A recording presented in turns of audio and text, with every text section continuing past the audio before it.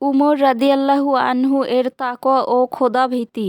বিশ্বনবী একজন সাহাবীর কাছে মুনাফিকদের তালিকা রাখতেন। তিনি হলেন হুযাইফা ইবনুল ইয়ামান রাদিয়াল্লাহু আনহা। উমর রাদিয়াল্লাহু আনহা হুযাইফা রাদিয়াল্লাহু আনহা এর কাছে গিয়ে জিজ্ঞেস করেন, আমার নামটা কি মুনাফিকদের তালিকায় আছে? হুযাইফা রাদিয়াল্লাহু আনহা বলেন, না, আপনার নাম নেই। এখান থেকেই বোঝা যায় তার তাকওয়ার গভীরতা। জান্নাতের সার্টিফিকেট পাওয়ার পরও তিনি আত্মসন্তুষ্টিতে ভোগেননি। খোঁজ নিয়ে দেখেছেন অজান্তে মুনাফিকদের তালিকায় তার নাম উঠে গেল কিনা। দুনিয়ায় জান্নাতের সার্টিফিকেট পাওয়ার পরও উমর রাদিয়াল্লাহু আনহা এর যদি এত ভয় থাকে, তাহলে আমাদের কি এই ভয় থাকা উচিত নয়? এজন্য আমাদেরও আল্লাহর কাছে এই বলে সবসময় দোয়া করতে হবে যে, হে আল্লাহ, আপনি আমাদের নিফাকি থেকে বাঁচান, শুদ্ধ ও স্বচ্ছ ঈমানের অধিকারী করুন। উমর রাদিয়াল্লাহু আনহা বলতেন, তোমরা তত্ত্বাধিক জাহান্নামের আলোচনা করো, কারণ তার তাপ অতি তীব্র, তার তলানি অতি গভীর এবং তার হাতুড়ি শক্ত লোহার। উমর রাদিয়াল্লাহু আনহু আল্লাহকে তত্ত্বাধিক ভয় করতেন। তিনি সর্বদা নিজের কাজের কঠিন সমালোচনা ও নির্মোহ বিচার করতেন। যদি কারো উপর জুলুম করেছেন বলে মনে হতো, তবে সাথে সাথে সেই ব্যক্তিকে ডেকে কিসাস নিতে বলতেন। তিনি মানুষকে বলতেন, তোমরা বিচারের মুখোমুখি হওয়ার আগে নিজের বিচার নিজে করো। তোমাদের ভালো কর্ম পাল্লায় ওঠার আগে নিজে তার মাপজোক করে নাও এবং সবচেয়ে ভালো উপস্থাপনের প্রস্তুতি গ্রহণ করো। আলী রাদিয়াল্লাহু আনহা বলেন, আমি একবার উমর রাদিয়াল্লাহু আনহুকে দেখলাম, তিনি দৌড়াচ্ছেন। তাকে জিজ্ঞেস করলাম, আমিরুল মুমিনিন,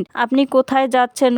উমর রাদিয়াল্লাহু আনহু বললেন, সাদাকার একটি উট পালিয়ে গেছে, তাকে ধরতে যাচ্ছি। আমি বললাম, আপনি পরবর্তী খলিফাদের অক্ষম করে দিলেন। উমর বললেন, আবুল হাসান, আমাকে গালমন্দ করো না। ফোরাত নদীর তীরে যদি উটের একটা রশি হারিয়ে যায়, তার জন্যও আমাকে কিয়ামতের দিন জবাবদিহি করতে হবে। উমর রাদিয়াল্লাহু আনহু একবার অসুস্থ হলেন। ডাক্তাররা তাকে মধু খাওয়ার পরামর্শ দিলেন। তখন বাইতুল মালে অনেক মধু ছিল, যা বিভিন্ন বিজিত অঞ্চল থেকে আগত। কিন্তু উমর তা গ্রহণ করলেন না, বরং সমস্ত মানুষকে ডাকলেন। মিম্বারে উঠে আগত মানুষের কাছে অনুমতি চেয়ে বললেন, যদি আপনারা অনুমতি দেন তাহলেই মধু আমার জন্য হালাল, অন্যথায় তা ভক্ষণ করা আমার জন্য হারাম। একথা শুনে মানুষজন কান্না শুরু করে দিল। সবাই এক বাক্যে অনুমতি দিয়ে বলতে লাগলেন, আমিরুল মুমিনিন, আল্লাহ আপনাকে ভরপুর কল্যাণ দান করুক। পরবর্তী খলিফাদের আপনি অক্ষম করে দিলেন। এমনই ছিল উমর ফারুক রাদিয়াল্লাহু আনহা এর তাকওয়া ও খোদাভীতির মাত্রা। উমর রাদিয়াল্লাহু আনহা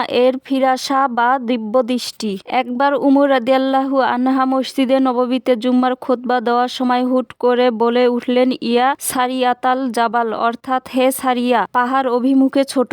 এই কথা তার বক্তব্যের আগের বাক্যের সাথেও মিল নেই, পরের বাক্যের সাথেও মিল নেই। নামাজের পর সবাই জিজ্ঞেস করলেন, আমিরুল মুমিনিন, হুট করে কেন আপনি এই কথাটি বললেন? উমর রাদিয়াল্লাহু আনহা বললেন, খুতবা দেওয়ার সময় দেখলাম মুসলিম বাহিনী প্রাণপণে যুদ্ধ করছে। মুসলিম বাহিনীর ডানে পাহাড়, বামে উপত্যকা। তারা পাহাড়ের দিকে না গিয়ে উপত্যকার দিকে রওনা হলো, অথচ ওদিকে শত্রুরা ওত পেতে আছে। তাই তাদের সাবধান করতে বললাম, উপত্যকার দিকে নয়, পাহাড়ের দিকে যাও। এ কথা শুনে সবাই অবাক হলেন। উমর রাদিয়াল্লাহু আনহু আছেন মদিনায়। মদিনায় থেকে কিভাবে পারস্যে নির্দেশ করছে? তখনকার সময়ে তো মোবাইল ছিল না, ছিল না আধুনিক যোগাযোগ ব্যবস্থা। কিভাবে তিনি এ কথা বললেন? কিছুদিন পর ওই বাহিনী মদিনায় ফিরে এলো। কয়েকজন তাদের জিজ্ঞেস করলো, অমুক দিন কি আপনারা এমন কোনো আওয়াজ শুনেছিলেন? তারা বললেন, হ্যাঁ, আমরা আমিরুল মুমিনিনের আওয়াজ শুনেছিলাম। এর ফলে আল্লাহর রহমতে আমরা শত্রুর হাতে কচুকাটা হওয়া থেকে বেঁচে গেছি।